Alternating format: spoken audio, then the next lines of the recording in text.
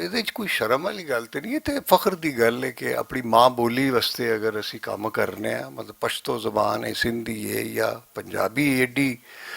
ਔਰ ਮੈਂ ਇਹ ਸਮਝਦਾ ਕਿ ਇਸ ਵੇਲੇ ਪਾਕਿਸਤਾਨ ਦੇ ਵਿੱਚ ਕੀ ਪੂਰੀ ਦੁਨੀਆ 'ਚ ਜਿਹੜੀ ਸਭ ਤੋਂ ਜ਼ਿਆਦਾ ਜ਼ਬਾਨ ਬੋਲੀ ਜਾਂਦੀ ਹੈ ਉਹ ਪੰਜਾਬੀ ਬੋਲੀ ਜਾਂਦੀ ਹੈ। ਤੇ ਉਹ ਬੜੀ ਸੁਣ ਕੇ ਖੁਸ਼ੀ ਹੁੰਦੀ ਹੈ ਜਦੋਂ ਬਾਹਰ ਵੀ ਕਿਤੇ ਜਾਈਦਾ ਬਾਹਰ ਦੇ ਮੁਲਕਾਂ 'ਚ, ਤੇ ਬੜੀ ਖੁਸ਼ੀ ਹੁੰਦੀ ਹੈ ਕਿ ਪੰਜਾਬੀ ਲੋਕ ਬੋਲਦੇ ਨੇ ਤੇ ਸਾਨੂੰ ਆਸਾਨੀ ਹੁੰਦੀ। ਮੈਨੂੰ ਹਾਲਾਂਕਿ ਮੈਂ ਪਸ਼ਤੋ ਸਪੀਕਿੰਗ ਆ, ਲੇਕਿਨ ਜਦੋਂ ਮੈਂ ਲਾਹੌਰ ਆ ਰਿਹਾ ਸਾਂ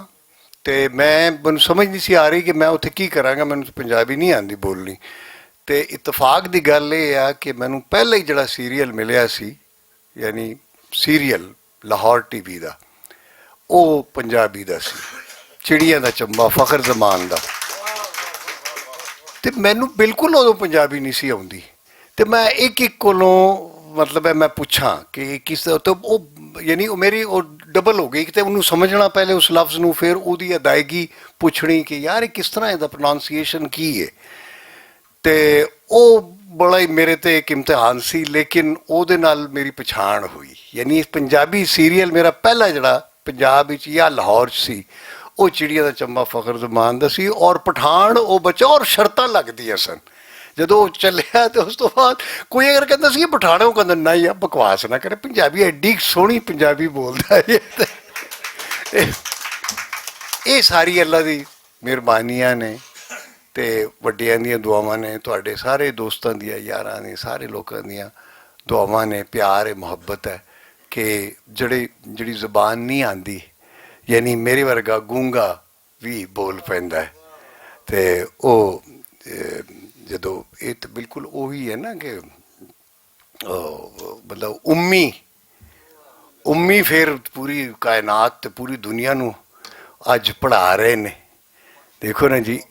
ਉਹਨਾਂ ਤੇ ਫਿਰ ਸਭ ਤੋਂ ਵੱਡੀ ਕਿਤਾਬ ਉਹਨਾਂ ਤੇ ਨਾਜ਼ਿਲ ਹੋਈ, ਸਭ ਤੋਂ ਵੱਡਾ ਕਲਾਮ ਤੇ ਸਭ ਤੋਂ ਮੋਤਬਰ ਕਲਾਮ, ਉਹ ਉਹਨਾਂ ਤੇ ਅਨਾ ਉਮੀਨ, ਹਾਏ ਹਾਏ, ਪਹਿਲੇ ਅਨਾ ਉਮੀਨ, ਜਦੋਂ ਜਬਰੀਲ ਅਮੀਨ ਨੇ ਜਦੋਂ ਇਕਰਾ ਪੜ੍ਹ ਫਰਮਾਇਆ ਨਾ ਉਮੀਨ, ਤੇ ਅਸੀਂ ਸਾਰੇ, ਮੈਂ ਤੇ ਆਪਣੇ ਆਪ ਨੂੰ ਉਮੀ ਹੁਣ ਵੀ ਸਮਝਣਾ, ਤੇ ਮੈਂ ਸਿੱਖਦਾ ਰਹਿਣਾ। ਤੇ ਇਕਬਾਲ ਬਾਹੂ ਤੋਂ ਵੀ ਮੈਂ ਬਹੁਤ ਕੁਝ ਸਿੱਖਿਆ। ਮੇਰੇ ਨਾਲ ਪਹਿਲੀ ਮੁਲਾਕਾਤ ਉਹਨਾਂ ਦੀ ਵੈਸੇ ਟੀਵੀ ਤੇ ਹੁੰਦੀ ਰਹਿੰਦੀ ਸੀ ਉਹਨਾਂ ਦਿਨਾਂ 'ਚ, ਅਸੀਂ ਵੀ ਬਿਲਕੁਲ ਆਉਣ ਜਾਣ ਹੀ ਸਾਡਾ ਲੱਗਾ ਰਹਿੰਦਾ ਸੀ, ਕੰਮ ਕੁਮ ਨਹੀਂ ਸੀ। ਫਿਰ ਸਾਨੂੰ ਜਦੋਂ ਵਾਰਸ ਮਿਲਿਆ, ਯਾਨੀ ਥੋੜ੍ਹਾ ਬਹੁਤ ਕਿਤੇ ਕਰਦੇ ਸਨ, ਤੇ ਵਾਰਸ ਦੇ ਵਿੱਚ ਵੀ ਮੇਰਾ ਇੱਕ ਬੜਾ ਉਹ ਮੈਨੂੰ ਕਹਿਣ ਲੱਗਾ, ਉਹ ਗਜ਼ਨਫਰ ਨੇ ਉਹ ਸ਼ੁਰੂ ਕੀਤਾ ਸੀ, 3-4 ਕਿਸ਼ਤਾਂ ਸ਼ੁਰੂ ਦੀਆਂ ਉਹਨੇ ਕੀਤੀਆਂ ਸਨ। ਤੇ ਉਹ ਮੇਰੇ ਨਾਲ, ਵੈਸੇ ਉਹ ਪੰਜਾਬੀ ਨਹੀਂ ਸੀ, ਲੇਕਿਨ ਉਹ ਕਿਉਂਕਿ ਪਿਸ਼ਾਵਰ ਦਾ ਪੜ੍ਹਿਆ ਸੀ, ਪਸ਼ਤੋ ਉਹਨੂੰ ਆਉਂਦੀ ਸੀ। ਤੇ ਉਹ ਮੈਨੂੰ ਆ ਕੇ ਕਹਿਣ ਲੱਗਾ, ਅੱਜ ਕੱਲ੍ਹ ਉਹ ਮਤਲਬ ਹੈ ਉਹਦਾ ਆਪਣਾ ਚੈਨਲ ਹੈ, ਮਾਲਿਕ ਚੈਨਲ, ਉਦੋਂ ਪ੍ਰੋਡਿਊਸਰ ਸੀ। ਤੇ ਮੈਨੂੰ ਕਹਿੰਦਾ ਯਾਰ ਆ, ਮੇਰੇ ਨਾਲ ਪਸ਼ਤੋ ਬੋਲਦਾ ਸੀ, ਪਿਸ਼ਾਵਰ ਚੋਂ ਪੜ੍ਹਿਆ ਸੀ, ਯਾਰ ਆ ਗਿਆ ਉਹੜੂ ਕੇ ਉਹਦੇ ਕਿਰਦਾਰ ਦੇ ਉਹ ਬਾਕੀ। ਤੇ ਯਾਨੀ ਛੋਟਾ ਜਿਹਾ ਕਿਰਦਾਰ ਹੈ ਮੇਰੇ ਡਰਾਮੇ ਸੀਰੀਅਲ ਦੇ ਵਿੱਚ, ਤੇ ਉਹ ਕਰ ਲਏਗਾ। ਮੈਂ ਆਖਿਆ ਜੀ ਕਿਉਂ, ਮੈਂ ਉਹਲੇ ਬੰਨੇ ਮੈਂ ਕਿਉਂ ਨਹੀਂ ਕਰਾਂਗਾ। ਮੈਂ ਅਸੀਂ ਤਾਂ ਪੈਸੇ ਫਾਕੇ ਹਾਂ, ਮਤਲਬ ਅਸੀਂ ਸਵੇਰੇ ਚਲੇ ਜਾਂਦੇ ਸਾਂ, ਮਤਲਬ ਜਦੋਂ ਗੇਟ ਖੁੱਲ੍ਹਦਾ ਸੀ ਟੀਵੀ ਦਾ, ਤੇ ਜਾ ਕੇ ਬੈਠ ਜਾਂਦੇ ਸਾਂ, ਤੇ ਸਾਰਾ ਦਿਨ ਉੱਥੇ ਹੀ ਗੁਜ਼ਾਰ ਲੈਣਾ। ਚੂੰਕਿ ਗਰਮੀ ਬੜੀ ਹੁੰਦੀ ਸੀ, ਪੱਖਾ ਸਾਡੇ ਕੋਲ ਹੁੰਦਾ ਨਹੀਂ ਸੀ। ਮੈਂ ਇਸ ਦਾਤਾ ਦੀ ਨਗਰੀ ਦੇ ਵਿੱਚ ਮੈਨੂੰ ਇਹ ਫਖਰ ਹਾਸਿਲ ਹੈ ਕਿ ਇਸ ਪਾਕ ਧਰਤੀ 'ਤੇ ਜਿੱਥੇ ਦਾਤਾ ਸਾਹਿਬ ਨੇ ਹੈ ਜੀ, ਔਰ ਬੜੇ ਬੜੇ ਔਲੀਆ ਕਰਾਮ ਹੈ ਜੀ, ਮਦੀਨਤੁਲ ਔਲੀਆ ਦੀ ਜ਼ਮੀਨ ਦੇ ਉੱਤੇ ਸਖਤ ਗਰਮੀਆਂ ਦੇ ਵਿੱਚ, ਜੁਲਾਈ ਅਗਸਤ ਦੀ ਗਰਮੀਆਂ ਦੇ ਵਿੱਚ ਮੈਨੂੰ ਜ਼ਮੀਨ 'ਤੇ ਸੌਣ ਦਾ ਮੌਕਾ ਮਿਲਿਆ। ਇਹ ਸ਼ਹਾਦਤ ਮੈਨੂੰ ਹਾਸਿਲ ਹੋਈ। ਤੇ ਮੇਰੇ ਕੋਲ ਮਤਲਬ ਪਛਾਣ ਅਸੀਂ ਚਾਦਰ ਵੀ ਨਹੀਂ ਸੀ ਹੁੰਦੀ, ਤੇ ਮੈਂ ਉਹਦੇ ਉੱਤੇ ਮੈਂ ਲੇਟਦਾ ਹੁੰਦਾ ਸਾਂ। ਤੇ ਇੱਕ ਦਿਨ ਮੇਰੀ ਮਾਂ ਕਿਤੇ ਮੈਨੂੰ ਲੱਭਦੀ ਆਈ, ਅੱਲਾ ਨਸੀਬ ਕਰੇ, ਤੇ ਉਹ ਮੈਨੂੰ ਦੇਖ ਕੇ ਰੋਣ ਲੱਗ ਪਈ। ਮੈਂ ਜ਼ਮੀਨ ਤੇ ਪਿਆ, ਤੇ ਉਹ ਮੇਰਾ ਛੋਟਾ ਭਾਈ ਮੇਰੇ ਕੋਲ ਜਿਹੜਾ ਛੋਟਾ, ਉਹ ਕਿੱਥੇ ਲੈ ਕੇ ਆਇਆ, ਪਤਾ ਨਹੀਂ ਕਿੱਥੋਂ ਲੱਭਦੇ। ਮੈਂ ਇੱਥੇ ਰਹਿੰਦਾ ਸਾਂ ਸਮਨਾਬਾਦ, ਕਿੱਥੇ ਸਾਦਾਤ ਕਾਲੋਨੀ ਕਿ ਕਿੱਥੇ ਉਹ ਇੱਕ ਹੈਗੀ ਸੀ ਉਸ ਜ਼ਮਾਨੇ। ਤੇ ਉਹ ਇੱਕ ਕਮਰਾ ਮੈਂ ਲਿਆ ਸੀ, 50 ਰੁਪਈਏ ਉਹਦਾ ਕਿਰਾਇਆ ਸੀ ਮਹੀਨੇ ਦਾ। ਤੇ ਉਹ ਸੀ ਮੇਰੇ ਕੋਲ ਚਾਦਰ ਵਿਛਾਉਣ ਵਾਸਤੇ ਵੀ ਨਹੀਂ ਸੀ, ਕੋਈ ਚਾਰ ਪਾਈ ਤੇ ਦੂਰ ਦੀ ਗੱਲ ਹੈ, ਤੇ ਮੈਂ ਲੇਟਿਆ ਜ਼ਮੀਨ ਤੇ ਉਹ ਆ ਗਈ ਤੇ ਮੈਨੂੰ ਆਂਦੀ ਮੈਨੂੰ ਵੇਖ ਕੇ ਤੇ ਬਸ ਸ਼ਬ ਦੱਸ ਕੇ ਕਿ ਉੱਠ ਤੂੰ ਕਿੱਥੇ ਸੁੱਤਾ ਹੈ। اور چونکہ جو میں لائف چھوڑ کے آیا سا الحمدللہ مطلب کوئی رئیس زادے تے نہیں سا لیکن مطلب ٹھیک ہے دو وقت دی روٹی اللہ دیندا سی تے او مطلب چار پائی مل جاندی سی او تے گھر چ انہیں جو دیکھیے یہ کتنے ستا ہے تو او میں کہ میں بس چپ شت تن پوئے گی تو تن نہیں پتا ماں میں کچھ بننا آیا تو میں کہ بن انہیں کہ یہ کی بننا ہے تو یہ بننا آیا سے ادھر نال کی بنی آ میں کہ بس یہی بنتا پھر اگوں پھر کچھ نہ کچھ بن ہی جاتا بندہ پہلے شروع تو بندیاں نے پھر کچھ نہ کچھ بن جاتا تے او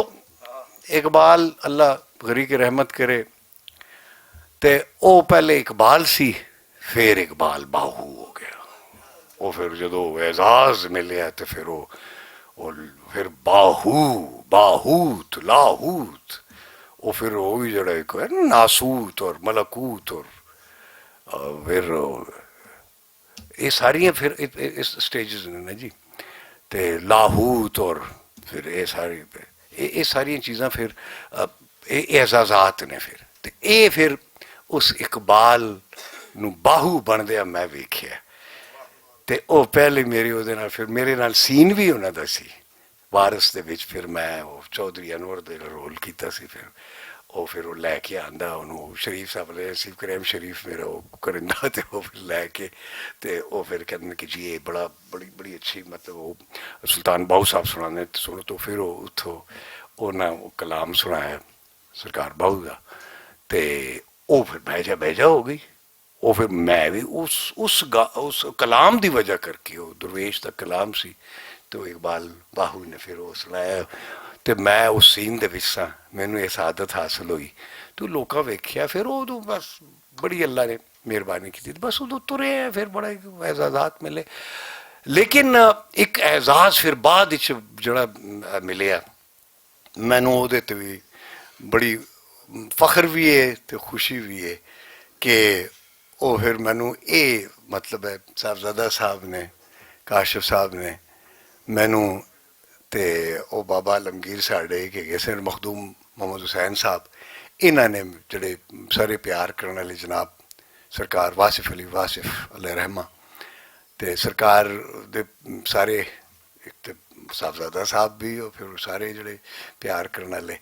تے انہوں نے پھر مینوں جڑا ایک ٹاسک دیکھو قدرت پھر دیندی ہے اعزاز مینوں پھر دیتا کہ مینوں کہنے لگے کہ جی تسی ایک کلام ریکارڈ کرانا ہے سرکار دا ہوں میری میں ہوں ویکھے جی یہ تو بڑا مشکل کام ہے ہوں سرکار دا کلام لو جی میں بڑا سوچا تو ایک دم ٹھک کر کے میرے ذہن چ اقبال باہو ہے میں کہ یار یہ تو وہی گان گے وہ پھر میں گیا ہاں تو میرے خیال تمہیں یاد ہونا ہے جب اقبال ٹاؤن وہ پھر میں نے کہا ہاں جی ہاں فردوس کیوں نہیں بالکل فردوس صاحب میں گاواں گا فردوس صاحب میں کہ یار صاحب تو میں نہیں ہے نہیں تسی صاحب ہے گے یہ ادب بڑا سی انہوں بڑا ہے نا وہ کہنا ادب پہلا قرینہ ہے محبت کے قرینوں میں ہے جی تے تواڈے نال محبت وہی کردا ہے جڑا تواڈا ادب کردا ہے جڑا بےادبی کردا ہے بدتمیزی کردا ہے وہ تواڈے نال محبت نہیں کردا ادب پہلا قرینہ ہے محبت کے قرینوں اور ایک بعض لوگ کہتے ہیں جی وہ گال کٹ کے اور جی ساڈا پیار ہی بڑا ہے گالم گلوچ دا میں کہ یار کی بکواس کر رہے ہیں یہ کہڑا پیار ہے گا جڑا گالی تو شروع ہوتا ہے نہیں پیار نہیں ہوتا وہ ٹھیک ہے بچے نو اپنے اولاد نو تسی دے دیو وہ بھی ایک پیار دی ایک وہ ڈائمینشن لیکن ایک دوسرے بندے نو تسی ریڈیکیول کر کے کہڑا پیار کر دیو گال تے مطلب گال ہے گی ہے نا جی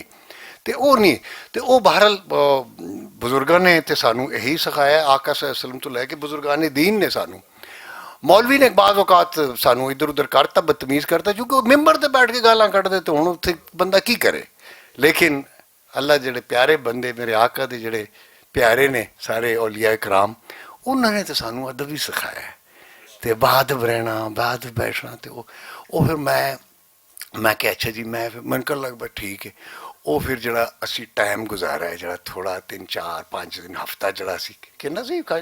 ਹਫ਼ਤਾ ਉਹ ਹਫ਼ਤਾ ਸੀ ਜਨਾਬ।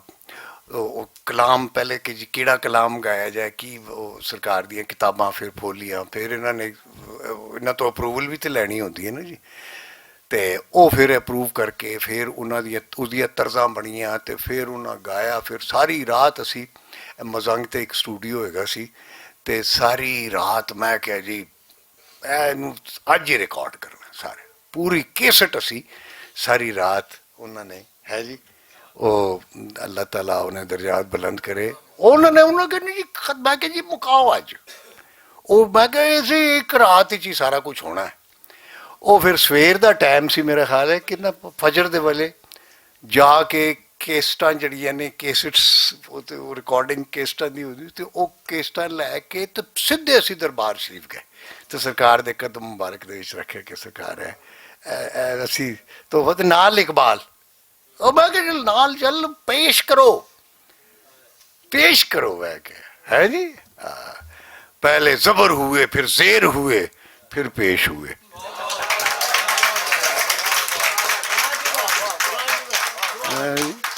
پہلے زبر ہوتا ہے بندہ، پھر زیر ہوتا ہے تو پھر پیش ہوتا ہے نا جی، یہ تو ہے نہیں نا ہوتا. تو وہ پھر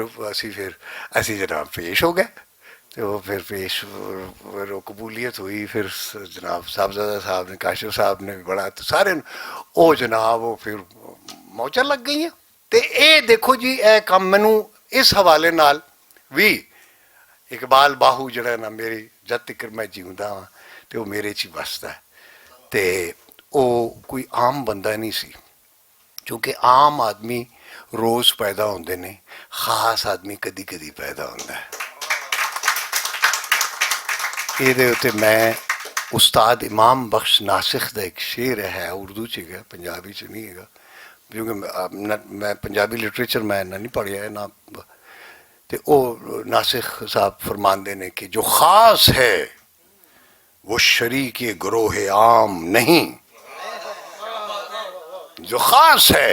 وہ شریک گروہ عام نہیں، شمار دانہ تسبیح میں امام نہیں. مطلب تسبیح جڑی تسی گھمانے ہیں نا تو دانے گننے ہیں، امام نہیں گڑیا جاندہ. اسی سارے تسبیح دے دانے ہیں، امام کوئی ہوندا ہے. تو میرا خیال ہے جڑا کلام حضرت سلطان باہو سرکار دا جو اقبال باہو نے جو گایا ہے او اس کم دے امام نے، باقی سارے دانے نے. تے اللہ تبارک و تعالیٰ انہوں دے اس خدمت دے سلے دے وچ جڑی اور محبت جڑی انہوں دی اولیاء کرام نال سی، آقا صلی اللہ علیہ وسلم نال اور سارے بزرگاں نال سی، اللہ او دے صدقے انہیں درجات ہور بلند کرے. اللہ تعالیٰ انہوں دی اولاد تے انہوں دے گھر تے اپنی رحمتہ کرے. اللہ تعالیٰ تواڈے سارے دے درجات بلند کرے، تواڈے سارے نو اللہ تعالیٰ خوشیاں نصیب کرے، غماں تو دور رکھے، سلامت رکھے، تواڈی اولاد دے اوتے بھی اپنا فضل و کرم کرے. وما علینا الا البلاغ.